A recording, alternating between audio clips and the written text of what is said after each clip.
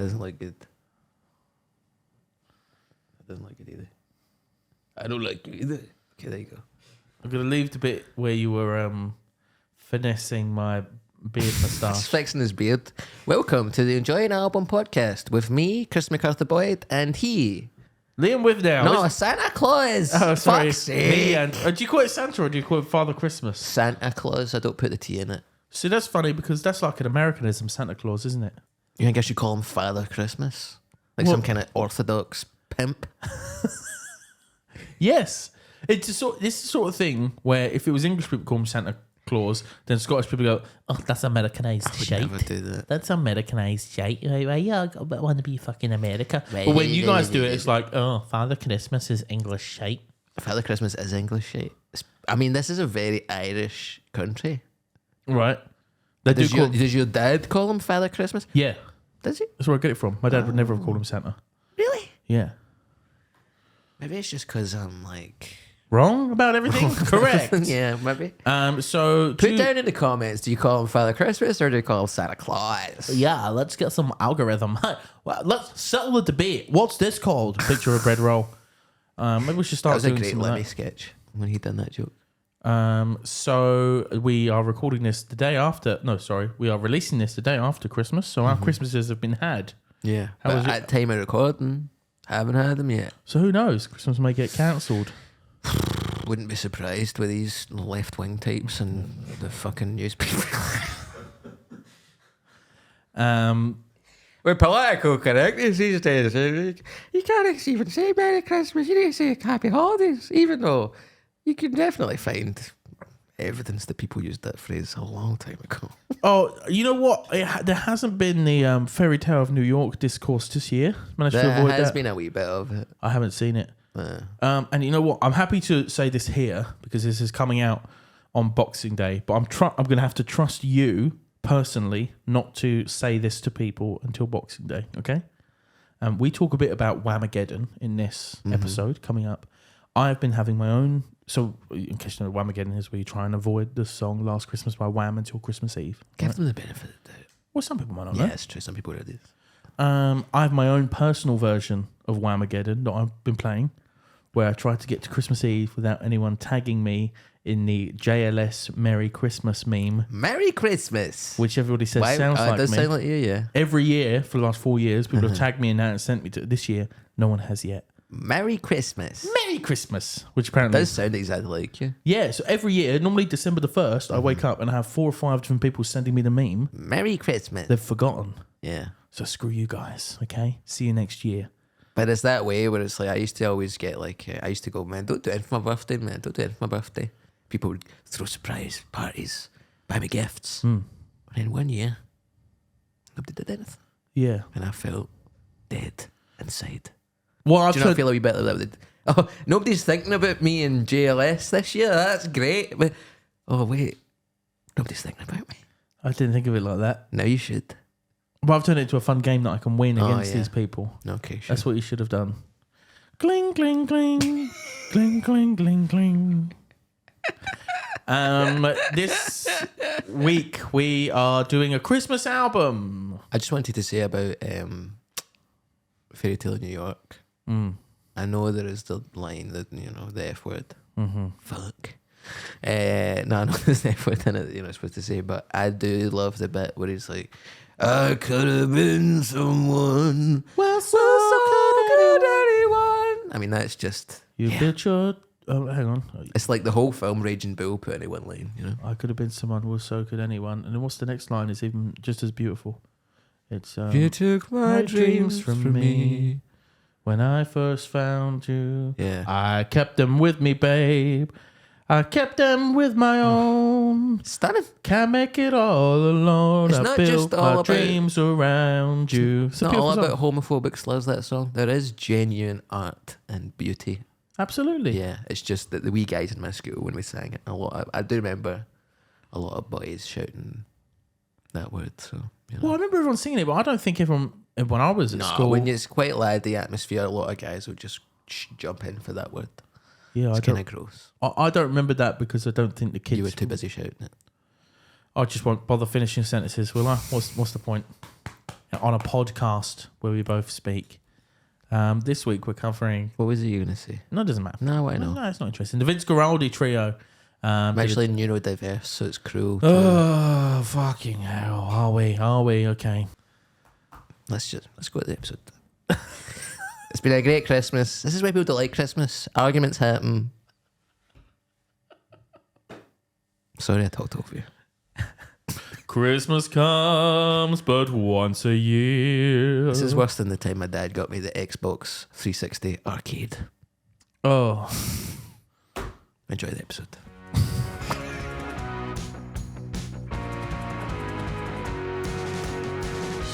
You're listening to Enjoy an Album, the podcast where two comedians listen to some of the greatest albums of all time.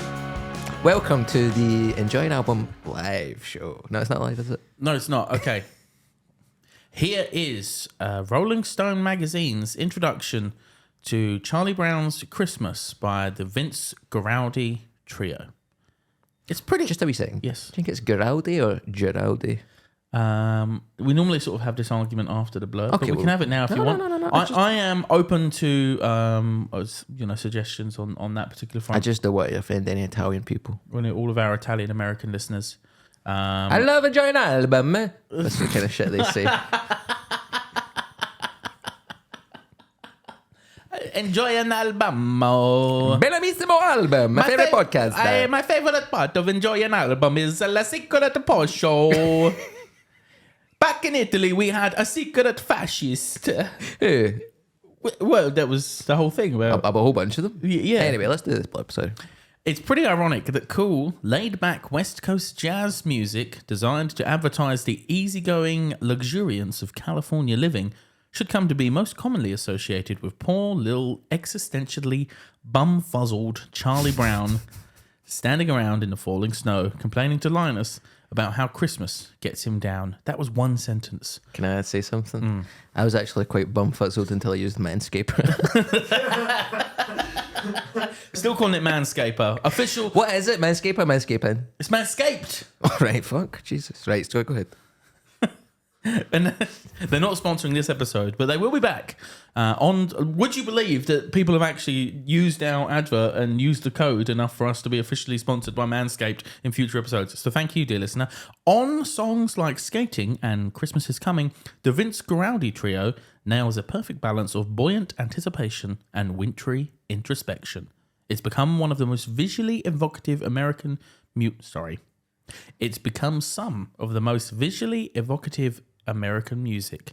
Said Peanuts creator Charles Schultz, the way they walk and bounce a little bit.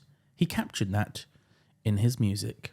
So that blurb came from a list called Rolling Stone's Top 25 Christmas Albums of All Time. Maybe next December we can do...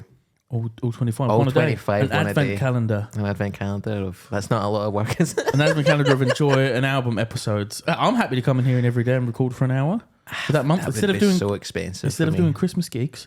By that point, the Patreon will be up and running and we'll be earning $100,000 a year. I think that's how it works. Is that how it works? Mm-hmm. So that's a what's funny, Coben? Why are you laughing at that? What's so amusing about the idea of us earning any money from this? So... Well, it's a funny idea. So for the audio listener, I should say, me and Christopher are in our Santa outfits, ready. We're Christmas pilled. We are crimboed up to the max. Are you a Christmas person? Can I shock you? Mm-hmm. I like Christmas. Yeah? Yeah. You always been like that? Yeah, I think I've always enjoyed it. I enjoy Christmas. I like it more now that I have my own family, be that my wife and my dog, and that we do Christmas on our own. Yeah. And can do whatever we want. Yeah. I always hated Christmas and my birthday. I'm not surprised by that. Why? Because you're bloody Grinchtopher Macarthur-Boyd. What's that supposed to mean? It means you're a grumpy little man. You think so? Yes. I think you're grumpy. I think I'm refreshingly bum-fuzzled. Not so much grumpy. You're quite depressed though, aren't you? Yeah. You are Charlie Brown. Yeah. Big Charlie Brown vibes. Have you seen the film that this is the soundtrack to? Yes. When did you see it? I watched it when I was a young man this morning. I watched it 2 nights ago for the first time. Yeah. And he shows up, big Charlie Brown, he shows up and he's like, I hate Christmas. I've actually got the quote of what he says at the very start, which made me think of you. He said, I think there must be something wrong with me, Linus. Christmas is coming, but I'm not happy. I don't feel the way I'm supposed to feel. I just don't understand Christmas, I guess. I like getting presents and sending Christmas cards and decorating trees and all that, but I'm still not happy. I always end up feeling depressed. Does that ring true for you? It hit me hard when I seen that on Apple TV a couple of days ago. I was like, that's me. Quite a bold opening sentence for what is a Christmas special. That's the genius of Peanuts, isn't it? To put all these existential ideas into. But I was quite a depressed child as well, so it's not even like, it's kids having adult stuff. Like, I was fucking suicidal when I was 10, so, I get it. Yeah. So, not really into Christmas then? Nah. Well, I would say I didn't like that stuff, and then, no offense to my family, but I had it with my girlfriend, my partner, and I was, you can just do what you want to do. Yeah. Yeah. My girlfriend, I came home one day, my girlfriend had laid out on, this isn't Christmas, my birthday, but she'd laid out like a... When is your birthday? Don't dox me. People try to get my bank account with this fucking information. Jesus. What was your mum's maiden name? Don't ask me that. But like I came home one day and my girlfriend had like gingham tablecloth on the bed. Gingham style. Opa gingham style. She done it gingham style in the bed, and then she had like spaghetti meatballs for both of us and like red wine, and I was like, I didn't know you could just do what you wanted to do. I thought you had to do what everybody else wanted. Yeah. As is my family's way of celebrating anything. Yeah. But that's your birthday, not Christmas.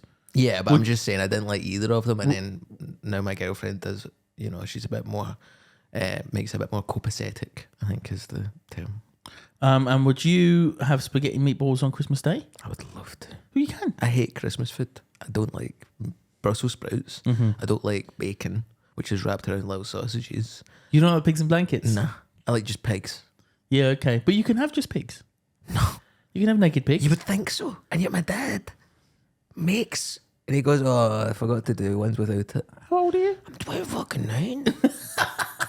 And you're saying that as I know how old are you, why you moaning about your dad's food? And I'm saying, I'm 29. My dad's known me for 29 years. Yeah. How do you not know I don't like bacon or onions? I don't get the bacon thing. Everyone's like, bacon. I don't think I could be Muslim if you could have bacon wrapped around your I fucking love a bit cock. of bacon. I love a bit of bacon. And I'm like, I actually prefer a sausage. Yeah, of course. But a sausage wrapped in bacon is goated with the sauce being gravy. Do you like gravy? Yeah, I do like gravy a lot. I've been making a shallot gravy for my roast chickens I've been making on HelloFresh. And I love shallots. I had shallots last night, actually. Do you like Yorkshire puddings? Yeah, a big, yeah. You can have them. Yeah, big, yeah. Yeah, big, yeah. I wasn't crazy about the meat side of the roast, the Christmas roast, until one year someone said, why don't you have this? And they sent me a recipe for like a Christmas ham that you bake in a ginger ale. So it's like a sugary... Ham ale. It's like rum ham for Always Sunny. Yeah. And then with a marmalade glaze. Oh my God, it's fucking What type delicious. of marmalade? I don't know. Like Paddington Bear shit. Sure. He has that. Yeah. My girlfriend thought that. We have a running joke with my girlfriend. Sometimes people tell me they're running jokes that they have with their partners, and I feel like this is a side that you should keep in the house. I don't know if I want to hear this. Would you? I'll tell you what it is, and then you can tell me. Okay. We have a running joke that when you see Paddington with a marmalade sandwich, it's actually a grilled cheese sandwich.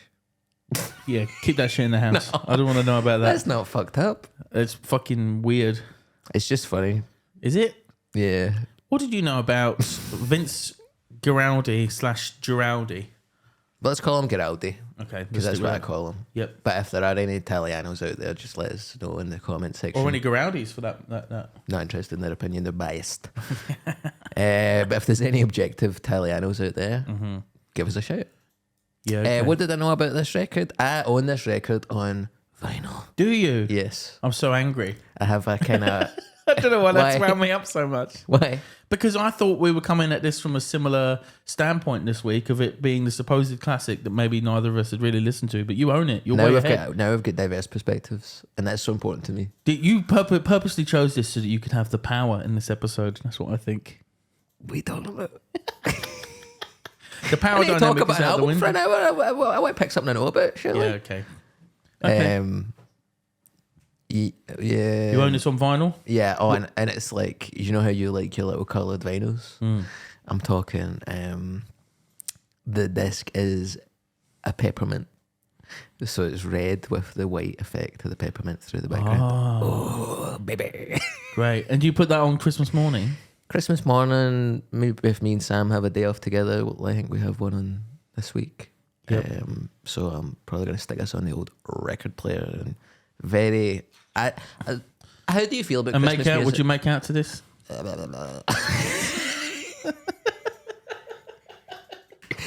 the audio listener, Chris stuck out his tongue. Yeah, as he did that noise. Oh, not that one. That's horrible. Chris eating a little sausage. Yeah. My dad doesn't put bacon on them. I'm like, I just eat loads before Christmas. Just load up on sausages. Little cocktail weenies. No, I don't make out to this. Okay, good. It's not Autumn Sweater by Yola Tango. You're gonna ask me if I like Christmas I music. feel like we might have spoke about this. We did a Christmas album. What was the Christmas? Oh no, we done a Christmas album by a murderer. Yeah. So we were mostly talking about murder. Yeah. This might be a Christmas album by a murderer. We don't know. Can't wait to find out. I mean, there's nothing. He's never been accused of murder officially, but you never know what people have been up to. I like to think people are guilty until proven innocent. With regards to murder. So Christmas album is kind of Christmas music is kind of it's like it's very overdone in like December, isn't it? So it's hard to find Christmas music that is not like just everywhere. Mm-hmm. So the music that you can listen to that isn't fucking all over the place, like on in the supermarket. I mean, this is how the whole Whamageddon thing started. I love that song though. It's so sad. And last Christmas I gave you my heart, but the very next day you gave it away. And this year, to save me from tears, I give it to someone special. I mean, that is fucking dark. The darkness of it is somewhat counterbalanced by George Michael's lovely hair, isn't it? Phenomenal haircut. And the earring. And the tan. Yeah. Where was he getting that tan? He must have had to go to Tenerife or something. Well, not in December. Yes. Is Tenerife hot in December? It's like... Yeah. I don't think so. I think it might be. Because I'm always saying to people, I might, I never go away, but I'm always like, I might go away for Christmas this year, get away from it all.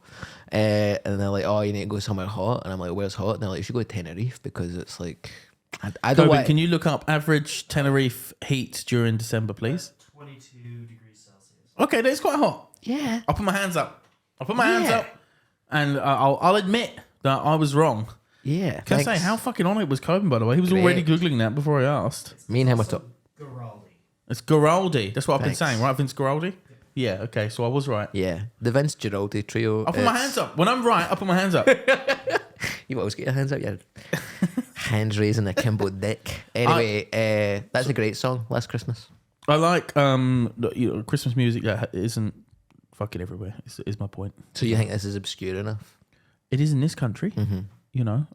In America, it's obviously everywhere. It's one of the top, most bought Christmas albums ever. Yeah. But I think it is because it's a kind of an antidote to I think this is an original take, but definitely the worst Christmas song of all time is 100% Paul McCartney, Simply Having a Wonderful Christmas Time. Simply having a wonderful Christmas time. You don't like that? You love Paul McCartney. I'm heavily Paul-pilled. Yeah, I know. When we done Ram. Yeah. That's on my Apple Rewind. Yeah. My Apple Music Rewind. And you want him to ram this song up his Paul McCanus.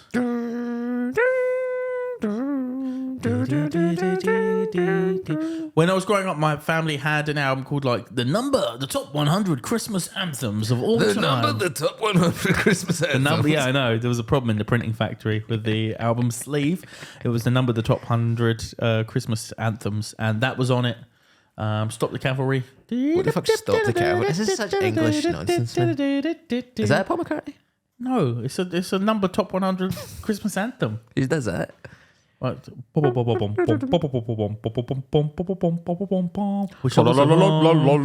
This Christmas. Ding, ding, ding, ding, ding. You don't know that? I think I do. Wow. Here's the thing I want to talk about, right? I think that in this country, people pretend like they know about Charlie Brown and shit. 100%. There's like a reverse Mandela effect thing that goes on. Yeah. Where, because this is so ubiquitous, that was a word that I said that I was going to say before the podcast, and I'm glad I said it. Producer Corbin said that at the start, and you said, I'm going to steal that word because it's so good. It's like ubiquitous in America, and it's so a part of like American media, Charlie Brown and Peanuts, that we see it secondhand, and that you get a bunch of people our age going, I used to love watching Charlie Brown when I grew up. Oh, no, you fucking didn't. Nobody watched this. It wasn't even on in this country. Thank you. Just putting my privilege on the table. I had a lot of the Sky Digital channels, and none of them showed this. The Charlie Brown Christmas film was shown once on BBC One in 1987. Yeah, I looked it up because I'm pathetic, okay? No, but my mum and my gran and all that were always like, oh, Snoopy the dog, he's great. And I'm like, how do you know this guy? When have you met him before? Never even fucking met him in You your don't life. know him? Yeah. We all like Snoopy, he's cute. But when he started fucking singing and stuff during this, I was like, I didn't know he sang. I didn't know anything about him. Did you know he lives in a house with a wee yellow bird? The British version of this is the Snowman, Right. which they didn't have in America. And of course, Iron Brew is the famous snowman. Aled Jones is the boy's name, isn't it? He's Welsh. Mm-hmm. His name's Aled Jones. Oh, his name's Red Dragon. Do you know he's Welsh? Actually, that doesn't make sense because Red Dragon's like Hannibal Lecter or something. So he's not. But then Hannibal Lecter is Welsh. If you think about it. You've been Welsh pilled, man. You think everything's Welsh. No, but what's his name? Irvin Welsh. No. He's Welsh. He's Welsh, man. It's one of the most Welsh guys I know. And a landlord. But at the end of the day, fair fucks to him. I only had watched this recently. I hadn't really watched any Peanuts. You're a big snowman guy, though? It's a thing that was a little bit before our time, really. So you only really see it in those fucking magazine shows where it's like 100 greatest top Christmas moments of all time. I remember, it was sitting in the house and it came on the TV and I thought, bloomin' hell, this is Christmas. After that, Only Fools and Horses Christmas special. It's not Christmas without it. It's not Christmas until... David Bowie's here. It's It's not. I'll tell you what. It's not bloody Christmas until. Is that your David Bowie impression? I was it. It's not Christmas until... What's that? It's David Bowie noise. Is it? What is he doing? He's coming. Okay. Do you know I think David Bowie makes loads of cum noises all the time? I mean, Oh. Let's dance. there we go. That I recognise. I recognise the Let's Dance bit. I don't recognise the cum noise bit. I'm not a black star. You know? That's my David Bowie impression. Okay, right. He's not the black star on top of the Christmas tree. My favourite Christmas song, and I don't know if I mentioned this on the famous Murderer Christmas show we did. Mm-hmm. My favourite Christmas We did song. a Harold Shipman Christmas special last year. You look it up. I'll tell you, it's not Christmas until Big Harry comes on the screen. What are those underneath the Christmas tree? Harry goes, don't you worry about it. It's dead old people. One of my favourite Christmas songs is The Darkness with... Christmas time. Christmas time. Don't let the bells Don't let the bells in. Yeah. Christmas time. Wow. Yeah, That was high. thanks. Just let them ring in peace. You've got Yeah. Bell End. You've got Ring Peace. What more do you want in a Christmas song? I never got either of those. What? I never got those jokes. That is the whole point of the song. I thought it was just Christmas time. No, it's a cock joke about jokes. getting dick jokes in there. All right. Do you like it more or less now? The same. Okay. Different, but the same. I think that's, pardon me, I think that's one of the great Christmas songs of My time. Well, it's the last one really to be sort of canonised in terms of it's like a Christmas staple. Proper cream bowl selector. Remember the... You don't hear that these days? You don't hear... I haven't heard that this year. That's you not don't been hear playing in his Sainsbury's. blackface parodies very often anymore. Yeah.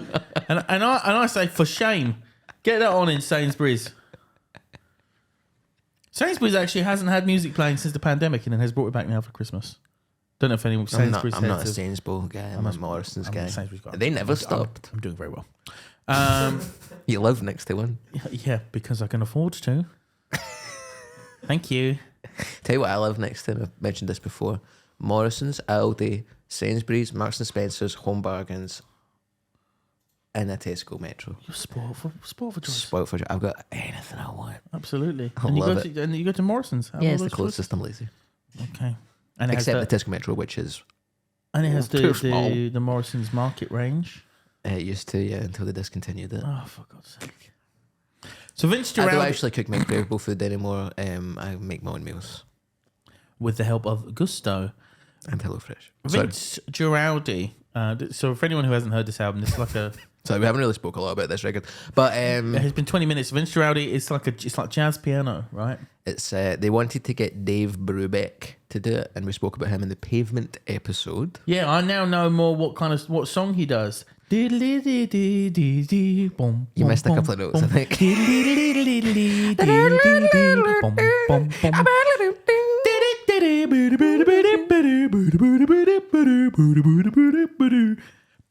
In the episode, I was trying to do that for you. I was like,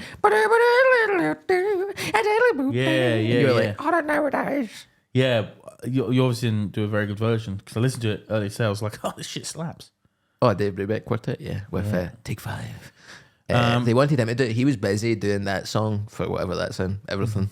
And they got this guy who was kind of like the second Dave Brubeck of like a white jazzman from San Fran, the San Fran jazz scene. So we'd normally at this point have something called Secret Posho.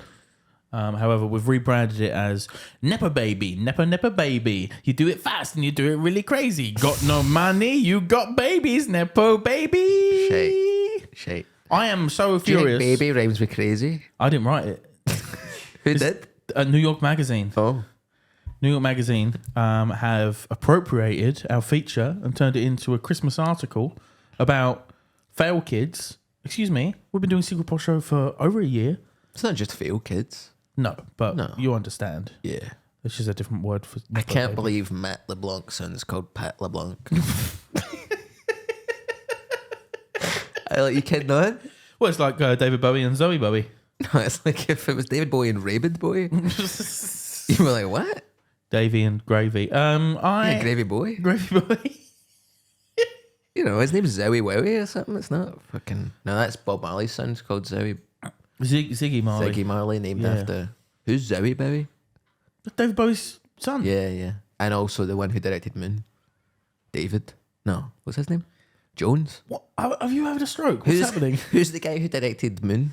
And he was David Bowie's son. You've seen Moon, you're a filmo. I actually have never seen Moon. Oh, you'd like it. I think I would. It's a film. I do like films. I'm You a like bit of a filmer. Yeah. Fuck, where were we? I've been so confused by that. This is a jazz record. The Nepo Babies. Nepo Babies, man. So you're saying he's a Nepo Baby, this Well, guy? let's find out, okay? I couldn't find much about his parents, about what they did. His uncle, though, was a guy called, this is a great Italian name that you can imagine in The Sopranos, Muzzy Marcellino. Muzzy? Hey, it's Muzzy Marcellino. His name was Muzzy? Well, I think that's a nickname, but... That's an Australian slur for a Muslim person. Well, okay, well, I'm not going to say it again now. Good. You go there sometime. But neither of us are Australian nor talking about Muslim people. This is an Italian name. His name is Muzzy Marcellino. And he was an American singer and musician, primarily known for his clear, melodious style of whistling. So if that's not a Nepo Baby, I don't know what is. You're one of the primary fucking whistlers as your uncle. Please. Nah, okay? Yeah. Big Posho vibes. If your dad's obviously big joking. up in the whistling scene, Yeah, which was huge in San Fran at the time. Well, I know you're saying that as a bit of a joke. However, his dad was involved in a number 2 hit. He did the whistling in a version of the theme from The Good, the Bad and the Ugly. That was him? Not the original. That was Ennio Morricone, which was like 20 years before. But did he whistle that himself? I don't know. No. But then there was like a version of it which came out in the 60s, which hit number 2, and it is actually a very cool version. I mean, if you didn't know the film, you would just think it was that. Yeah. And he did his uncle did the whistling in that, and it was only held off number 1 spot by "And It's to You, Mrs. Robinson." Wow. There you go. Our old friends, Art Garfunkel and Paul Simon. I'll tell you what, though, I think it would be a case of Nepo baby whistle ship if your son, if you were the number 1 whistler in San Fran to the extent that you're, covering Ennio Morricone, number 2 in the 70s or 60s. But if you were the people who were in that band, Peter, Paul and Mary, who had that one where it was like... Peter, Paul, Mary. That's the Catholic version of that band. What's that band called? Peter, Bjorn and John.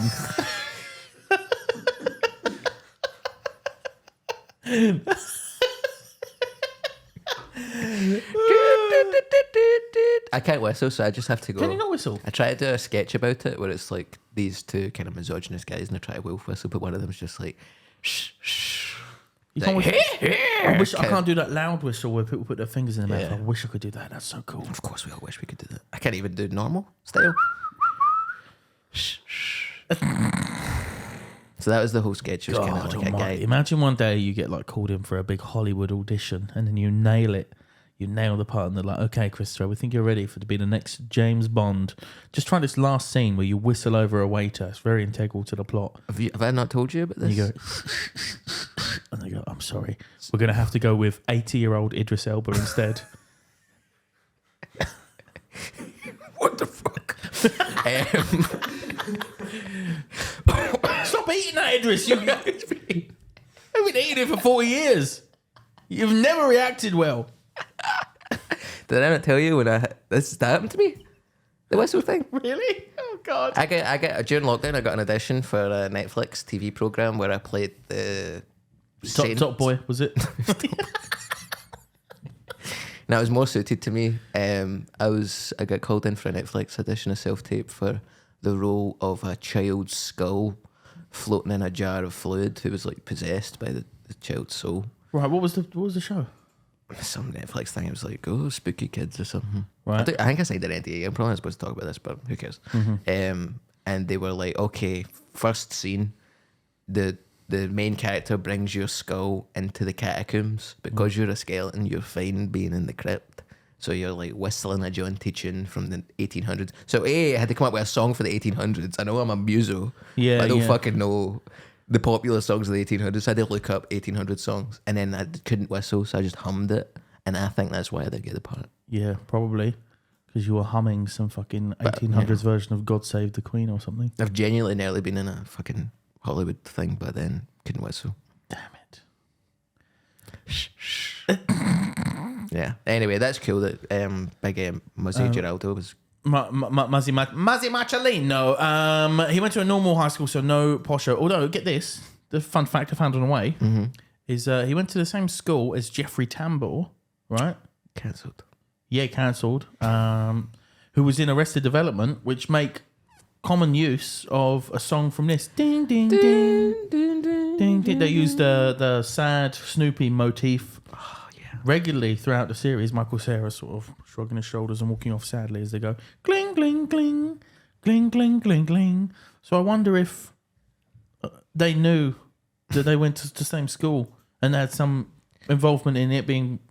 You know, Jeffrey Tambor was probably using the anecdote in between whatever he was doing. Filming takes. Yeah. I only learnt recently from a tweet. Arrested Development. Oh my god, me too. You saw the same tweet? Yeah. Yeah, because they worked in development and they got arrested. That's why it's called that. You're like, holy shit. Not just that though, but they're quite childish. Well, I understood that aspect of it. Yeah, I got that bit. Yeah. That's what I did get. But it has they're two also meanings. property developers who got arrested at the start. It means two things. Yeah. Very clever program. He was Vincent Guaraldi was a cook in the army in the lesser spoken about Korean War, is how I've written that for some reason. I was going to quiz. One of my ideas, we haven't done quiz in a while. I was going to give you a quiz on things about the Korean War. Well, actually, I've listened to Blowback Series 3, which is all about the Korean War. So, Is that a sex thing? No, it's a very good podcast.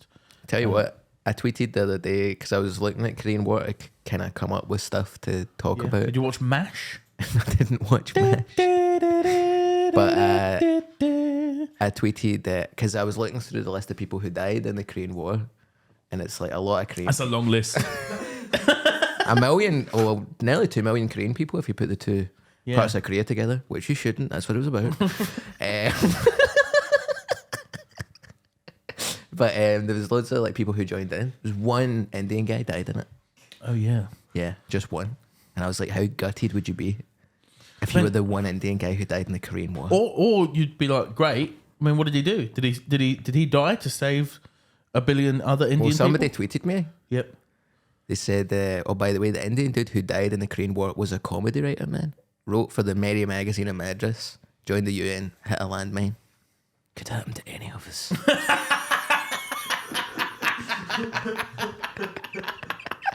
Korean War comment of the week.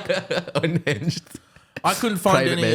I didn't find friend. any YouTube comment of the week this week because every single comment under all of these Peanuts Christmas videos is just, my grandmother used to love this. She died an hour ago. R.I.P. Grandma. So it was just 100 different versions. I of forgot we did that segment this week, so I didn't get in for it. But that's an interest. But Unhinged Wikipedia thing I noticed of the week for sure. Yeah. Unhinged Wikipedia thing I noticed of the week.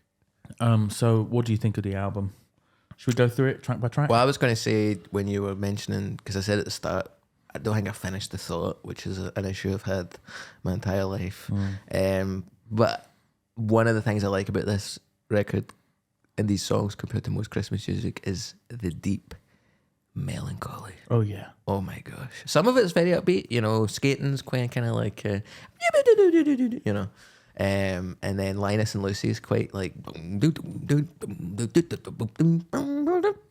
great.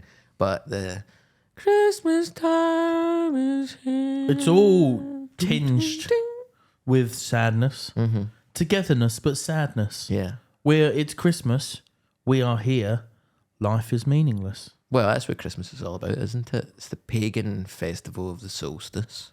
You're the most Charlie Browniest person I've ever met, Charlie Brown. I'm the most Christopher Macarthur-Boydiest person I've ever met, Christopher Macarthur-Boyd. And that Charlie Brown, I mean, it is sad as well, isn't it? Like the whole point of that Christmas special is that Charlie Brown, in order to feel more Christmassy, agrees to direct the Christmas play, and then he brings a Christmas tree, and all of the kids go, "That's the worst fucking Christmas tree I've ever seen, Charlie Brown, you stupid fuck." Everybody hates him. Yes, and he leaves with the Christmas tree. And he's bald.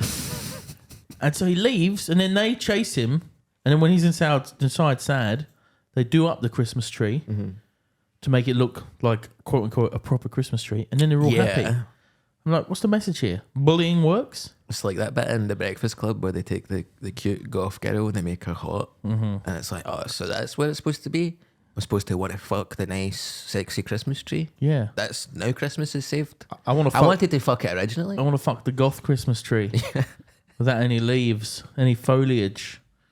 Yeah. Don't know what that is. But it's I have a really shit Christmas tree. We got a $5 from a now closed pound shop. Well, it sounds like they charge you 5 times. They bumped me, Yeah. Fucking seen you coming a mile off. Yeah, misconception. A lot They of things seen you in the pound coming a shop. mile away, Charlie Brown.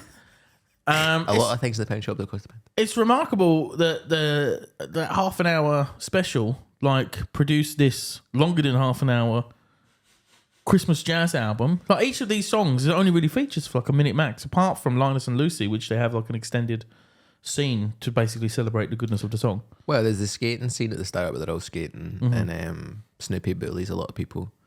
And then there's the bit where they're doing the play, and they play Linus and Lucy like 8 times. And then there's the bit where what's his name, Schroeder, is playing the piano. Beethoven. He plays the piano, the Beethoven bit, which is a low point of the album, if you ask me. Well, interesting. I've got something to say about that. But let's do track by track. So the album starts with "Oh Tannenbaum, Oh Tannenbaum," an instrumental version of that. Yeah. Yeah, which is just like an old. So it's like it's an album. It's a mix of Christmas standards and Peanuts originals. So it starts off with "Cling, cling, cling, cling, cling, cling, cling, cling," which is like, oh, okay, I get it. This is like a slow, sexy jazz version of Christmas songs. Yeah. And then we have "What Child Is This?", which is a Christmas version of Greensleeves, which I've sung on this podcast many times. Here's the thing, right? I know perfect introduction to this week's episode of "Look at the art and we rate the art of the album art. Is it good or fart?" See if the way I feel when you do that is the same way you feel when I do mine. I'm going to stop doing mine. As in, you think it's a good feature of the podcast and you like doing it. So, I mean, yeah, it's quite hard to judge this, isn't it? Because it's just the three of them. Mine has a red ring around it. Your what does? My bum. That makes sense. That's a boohoo from me. I don't like how his t-shirt's orange. It's supposed to be yellow. Yeah, okay. So for the audio listeners, we're staring at the album sleeve. I love Snoopy by being Schultz. up on the top of it because he's not supposed to be there. Snoopy is the star on the Christmas tree as Charlie Brown and Lucy and Linus dance around the tree looking happy. Which everybody always likes him off for being bald, but Linus's hair, I mean, that's going to go bald that's as well. thinning as well, isn't it? What is in the water where they're living? I feel like Charles Schultz has positioned these children next to some kind of Chernobyl-esque disaster. Yeah, or With their hair's falling out. his own baldness is giving him trouble and he can't draw anything that has good hair. I just want to say again, if people call me bald on the internet, I'm going to kill myself. I'm not bald. Wow, you're the Charlie Browniest person I've ever met, Charlie Brown. But yeah, I mean, it's a nice cover, I think. I think it would make a great addition to anyone's record collection, apart from Christopher's, who already has it. Why are you pissed off about this? Why would I not pick albums I already like for this? Now that I'm in charge of picking the records. I thought it was missold what this was. I thought it was going to be like a mutual discovery. I fucking sent you a picture last year of me holding this record. Do you think I look at the pictures you sent me? You should. I'm worried it's going to be your red-ringed bumhole. Yeah, it's red. My Little Drum is like a bossa nova version of Little Drummer Boy.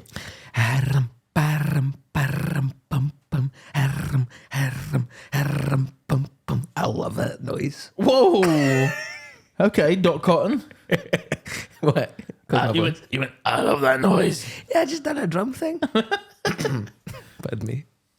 And then we go to the biggest one of the album, Linus and Lucy. You know what I love about this? Is that prior to this album, in an interview, Giraldi said... Giraldi said... I'll call him Giraldo. We're old friends. Don't call him Greg Giraldo, the deceased American New York commentator. I don't think I'm a great piano player, but I would like to have people like me to play pretty tunes and reach the audience. And I hope some of those tunes become standards. I want to write standards, not just hits. And now Linus and Lucy is a jazz piano standard. Sure is, man. How beautiful is that? You got what you wanted. Absolutely. I watched a good little sort of 10-minute music theory video about Linus and Lucy that breaks down why it works and what makes it so good. And from it, you like? Yeah. It's got something called rondo structure. Rondo. Yeah, El Rondo. It sounds like a Mexican wrestler. Have you played Castlevania Rondo of Blood? No. They do Aria of Sorrow, Symphony of the Night, and Rondo. So it's like music thing. Do you need to clear your throat? I don't think so. I done param. I mean, how fuck's your throat? Have you ever done a param? Param. I can't curl my R's. Huh? I can't curl my R's. Try it.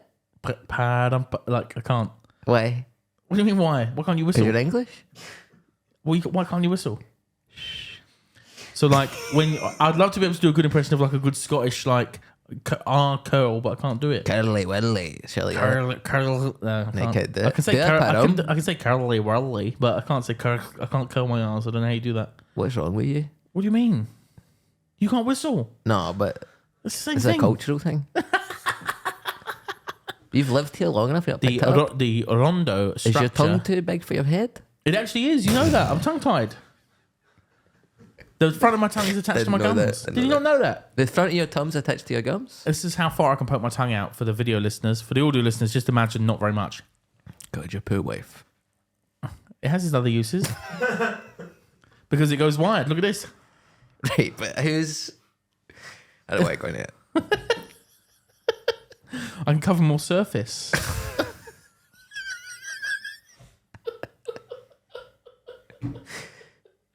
The implications of what you're I saying am is... so sorry, Lauren everybody. listens to this as well. It's Rondo structure. What is the rondo structure? Well, it's kind of classically what you would know from a pop song, in that it's kind of like a mixture of hook and verses. So in Linus and Lucy, it starts off with the how does the beginning bit go? Yeah, so that's like the chorus, and then it breaks off for some improvisational jazz, but it always comes back to that, and it does that 3 times. So if you listen to any sort of normal pop song, it has verse, chorus, bridge, chorus.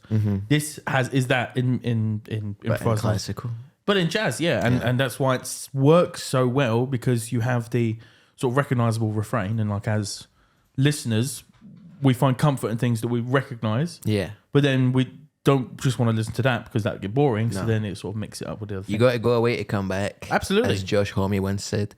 It's interesting you say that about the rondo structure, because I remember one of the first times I read about this, it was because, do you remember when Kamasi Washington released the epic, the 3-disc jazz odyssey? He was the saxophone player on To Pimp a Butterfly by Kendrick Lamar. I have Kamasi Washington on vinyl. Sick. This album? I don't think it's this album. No. Anyway, he has a song on this record called Leroy and Lanisha, which is a kind of Afro-black futurist reinterpretation of Linus and Lucy. Really? Yeah. Oh, that fucking slaps. And it's 9 minutes long. Wow. And it has the same kind of tone of piano. Okay. And it has the same... it's interesting because I didn't know about the rondo stuff you were saying, but then I was just kind of listening to this, and I don't know why, but I clicked view full lyrics on an instrumental song, and it shows me... So it just goes like, here's the intro, chorus 1, head, then a trombone solo, then another trombone That's solo. How much it slaps that you get head halfway through. Do you know how good you have to be at the fucking saxophone to get someone to give you a blowjob halfway through? Get that gok compilation. The trombone solo, then a tenor solo, and it's just, but it always comes back to this reinterpretation of Linus and Lucy. There you are. And also, a very famous rondo structure is in Fur Release, the Beethoven track that is later on. So this is like, that's why that's included, because this is like a sort of modern reinterpretation of Fur Release by Beethoven. The things you learn on YouTube, huh? I've learned this. I learned the fastest way to peel a carrot. All sorts of things. I learned how to do teppanyaki tricks. Teppanyaki tricks? Did I tell you when I met that teppanyaki guy? And no. He was doing all that. He had the little spades, the spatulas. Is this for up for it? It was for a TV programme I used to be in. Yeah. It's BBC Scotland, but stuff.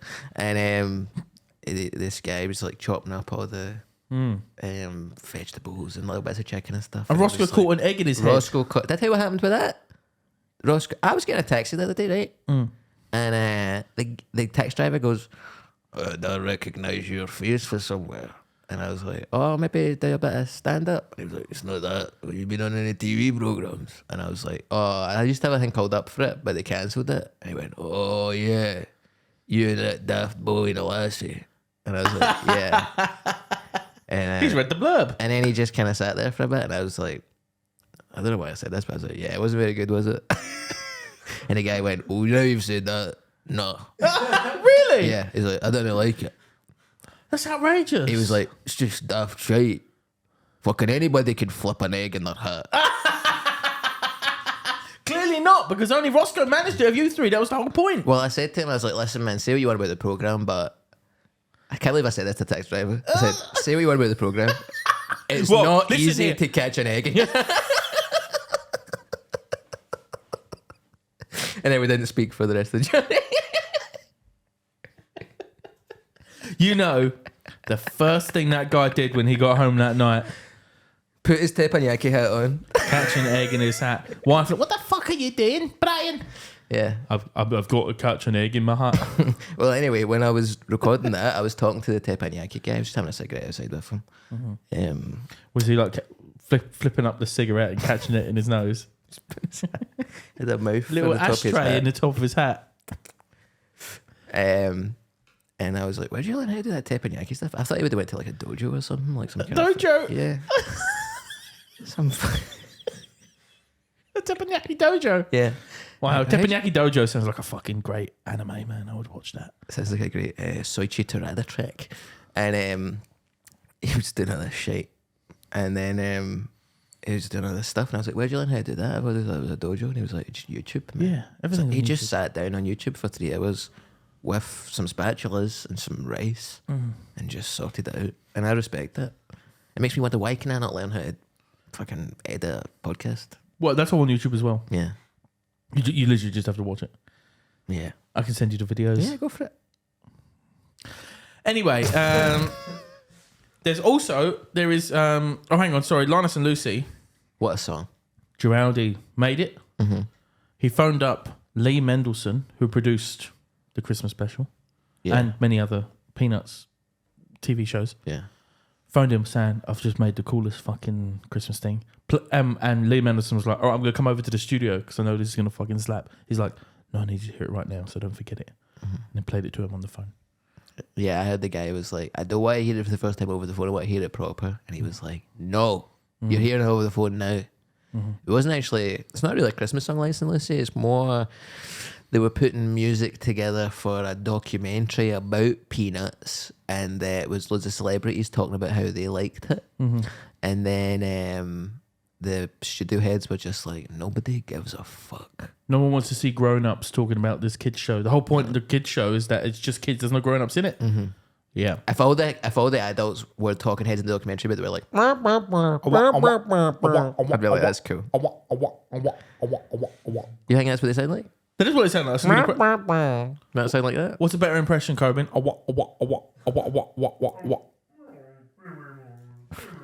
Nailed that. More like mine. Just because he's ubiquitous, Colin. He sure is, man. But just because your tongue's too big or small for your head doesn't mean that you can't do the right noise. Vote in the comments on the YouTube on the YouTube who does the best adults in Snoopy impression.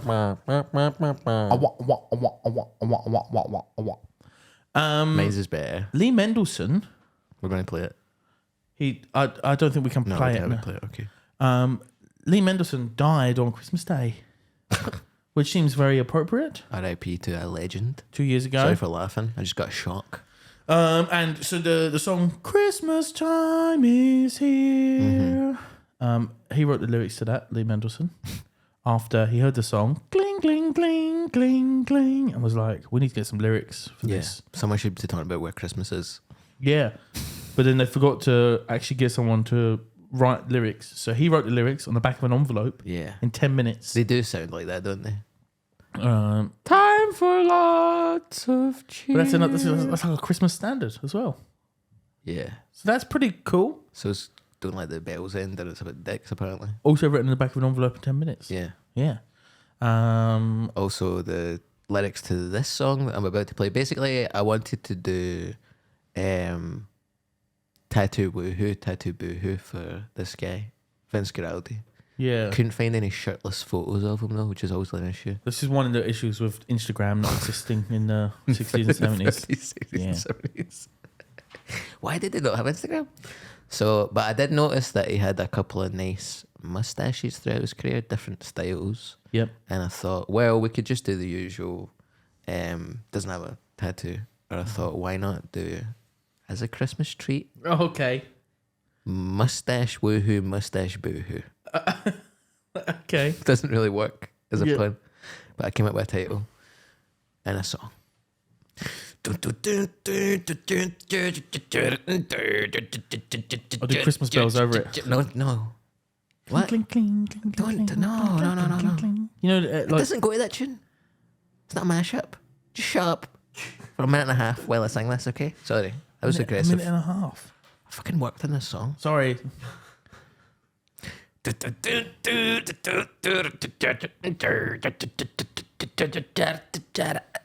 With two guys reviewing mustaches, we're gonna Google image search and then we'll ask if it's mustache woohoo or mustache boohoo. We're judging the tash, yeah, that's what we do. Do. Porn star or horseshoe, Van Dyke, Fu Manchu. You pick the design, is it bad or just fine? Pencil or wispy, Hitler don't kiss me. You cannot hide, and we will decide if it's mustache woohoo or mustache boohoo. Yeah. Genuinely good. It's the same. It's not exactly the same. You wrote new rhymes for it. I'm impressed. Yeah, that was the most research I've done. Hitler don't kiss me. Hitler don't kiss. I should have done the hand. Don't kiss me. I think more songs should say Hitler don't kiss me because nobody should be kissing that guy. I saw Mummy kissing Hitler last night under I the saw mistletoe. Mummy fucking Hitler last night. Whoa, it's kind of what this guy's life. So I we've got, saw Harold Shipman's Christmas special. He was fucking Hitler underneath the Christmas tree. Anyway, let's get these mustaches up. okay, so I'll describe them for the. So the first one is your sort of. It's like reclaimed by hipsters, pointy, waxy mustache, right? Very twiddly, smoothly. Wearing quite similar glasses to me, actually. I've always kind of fucked with the San Fran jazz aesthetic, I think. And he's definitely fucking with that aesthetic and defining it. This is maybe the type of mustache that you would have if you were a train conductor. Yeah, or someone who liked to tie women up on train tracks. If you were Dick Dastardly, mayhaps. Yeah. It's quite a Dick Dastardly. But I think, do you know what? He's put the effort in. He has a children's jazz conductor. Yeah. Have a mustache like that.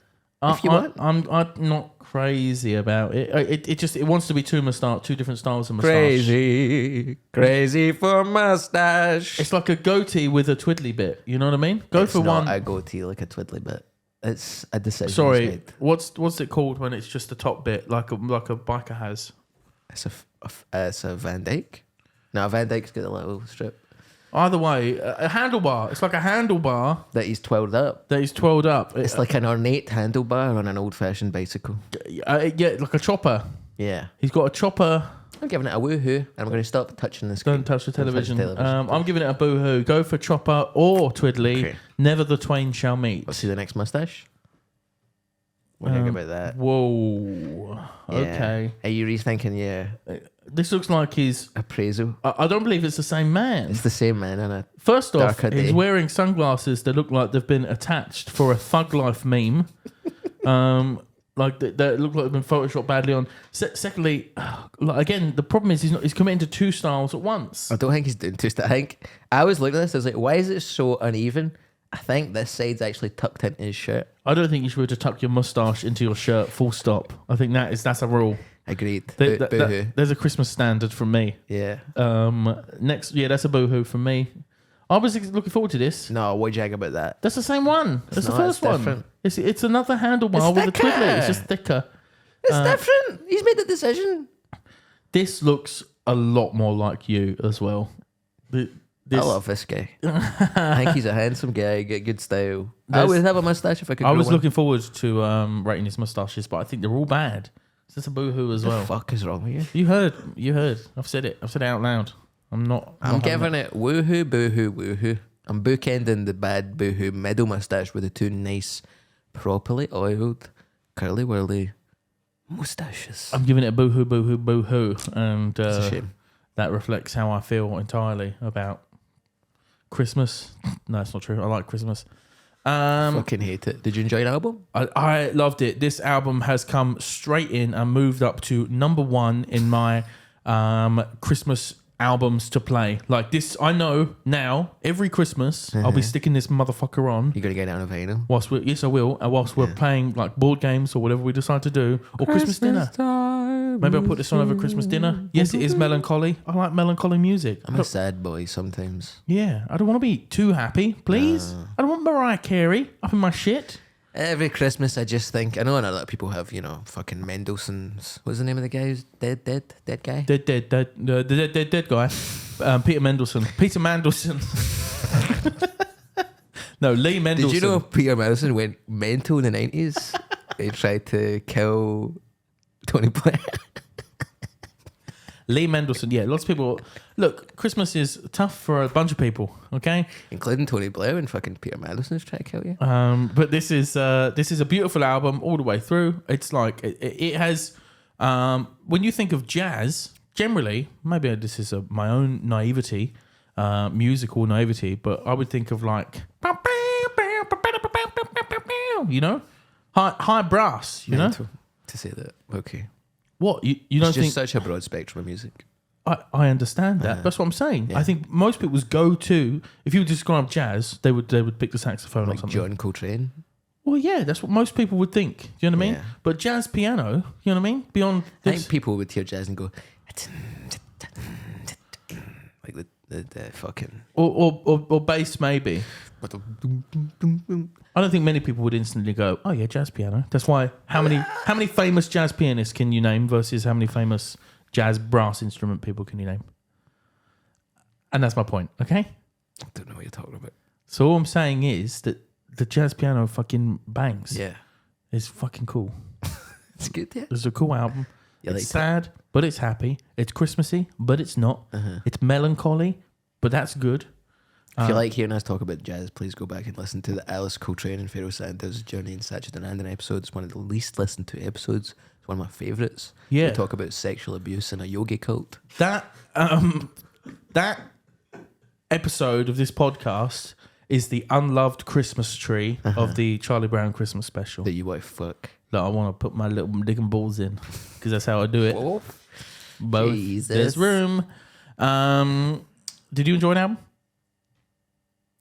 yeah, I love this record, man. I think it's great. It's very sad that it's just... I was walking home in the snow the other night from the Glasgow stand, Cling, cling, cling, and I was just like... cling, cling, cling, cling. I haven't done any Christmas shopping Cling, cling, yet, cling, and it's like cling, cling, cling, 4 days till Christmas. And I hate Christmas. It's so stressful. There's no sun. cling, cling, cling, cling. I just want to not cut myself, but like attack myself. Cling, cling, cling, cling. I hate it. But then this song cheers me up and it makes me look forward to Christmas. Cling, cling, cling. Did you like the little soundtrack I added to your sad story? I feel like you were really listening. But yeah, it was good.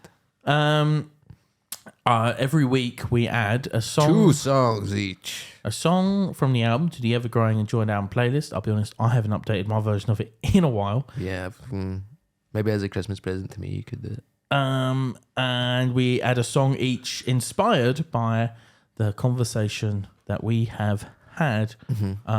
What are we putting on from the album? Well, I think I'm going to put on The Christmas Time Is Here instrumental version. Didn't like the fact there was 2 back-to-back tracks. That was the normal one, then instrumental. I've heard the song. Yeah, it's a result of the old flipping the record thing, isn't it? Even then, it would still be back. I mean, It would still be next to each other, Yeah, but that's what we're supposed to like. if anything, if you listen to side 2, then side 1, that would properly bookend the record, which is what they should have done with the track listing. Yep. So, I don't know what I mean by that. So when Christmas Time Is Here, instrumental. I'm on Linus and Lucy. Linus and Lunacy, That- famous reflection of madness. and my He was a lunatic with that wee blanket, I'll tell you that much. the inspired song that I will put on is good old Muzzy Marcellino's cameo in the Good, the Bad, and the Ugly cover from the early 60s. We should do an Ennio Morricone episode. I love the Good, the Bad, and the Ugly. I haven't watched it in years. I might watch that on Christmas Day. You know, people say The Good, the Bad, the Ugly isn't a Christmas film, but it is set. You don't have to watch Christmas films on Christmas Day. You can watch any film you like. That's the beauty of doing your own Christmas. You can do what you want. You can do what you want. Good, the Bad, and the Ugly is 3 hours long. So it's hard to find a day when I go, I'm going to sit down and watch this. But I absolutely love that film. They covered it on now defunct, I think. What's the script? You work about 2 hours a night. What are you talking about? You watch Good, Bad, Ugly any day of your life, you idiot. I have Sorry, lots of- for an idiot. I have lots of other responsibilities like editing, uploading, and making clips for this podcast because you don't know how to use a computer. I tried once and it didn't work straight away, so I don't do it. What song would you like to put on inspired by the conversation? I'm going to stick on the black Afrofuturist interpretation of Linus and Lucy. It is called Leroy and Lanisha by Kamasi Washington. Shout out to another song by Kamasi Washington called Youth, which I absolutely love. It's one of my favourite songs. He has an excellent song called Changing the Guard, which is the first track on the epic. And it's just like... it's a 3-disc, 157-minute long jazz odyssey where he just does every type of jazz interpreted in his own way, and he just goes, here's everything I'm ever going to have to say. Actually makes me struggle to enjoy some of his other stuff because I'm like, man, you done the epic, you know? Street Fighter Mass, though, that's great as well. Street Fighter Mass? Yeah, he did a song. Never heard of that. I'm already in. Yeah, it was supposed to be a jazz reimagining of what the moves in Street Fighter would sound like. Oh my god. He's the baddest motherfucker going. You got me, Kamasi. Let's do a Kamasi episode. Yes, please. Did you hear what happened to his dad? Well, we'll cover that in the episode. Okay, good. Sad stuff. What shall we cover next week? Next week we're listening to the 1975 new record. Matty Healy. He's been a busy boy. He's been doing loads of stuff. Been doing loads of stuff. We're listening to his new record, which I believe is called Being Funny in a Foreign Language. Okay, cool. So we're going to listen to that.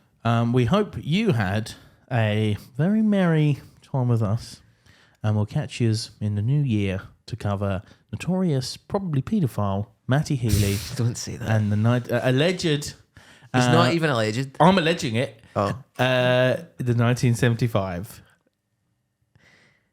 Enjoy an album. Enjoy a Christmas. And next Christmas will be done by the time this comes out Boxing Day. Enjoy a Boxing Day.